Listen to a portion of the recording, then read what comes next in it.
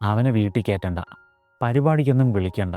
ഇങ്ങനെ നിങ്ങളെപ്പറ്റി ആരെങ്കിലും പറയുന്നത് കേട്ടാൽ എങ്ങനെയായിരിക്കും ഫീൽ ചെയ്യുക? പനി പകരുന്നതിനെക്കാട്ടിയും സാധ്യത കുറവാണ് എയ്ഡ്സ് പകരാനെങ്കിലും നമ്മൾ വല്ലാതങ്ങ് ഭയപ്പെട്ട് അവരെ ഒറ്റപ്പെടുത്താനോ അകറ്റി നിർത്താനോ ഒക്കെ ശ്രമിക്കാറുണ്ടല്ലേ? കെയർഫുൾ ആകണ്ട എന്നല്ല പറയുന്നത്. പക്ഷേ ഏതൊരു വ്യക്തിയോടെന്ന പോലെ അവർക്ക് കൊടുക്കേണ്ട ഒരു സ്പേസും അവർക്ക് ഈ സമൂഹത്തിലൊരു പേഴ്സണായിട്ട് ജീവിക്കാനുമുള്ള ഒരു റൈറ്റ് ഇല്ലേ? നമ്മളതിന് അവരെ അനുവദിക്കണ്ടേ?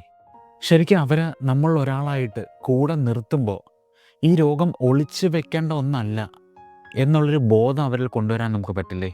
ഒന്ന് ആലോചിച്ച് നോക്കിയേ. അവഗണിക്കപ്പെടുമ്പോൾ അവർ വല്ലാതെ വിഷമിക്കുന്നുണ്ടാവൂല്ലേ?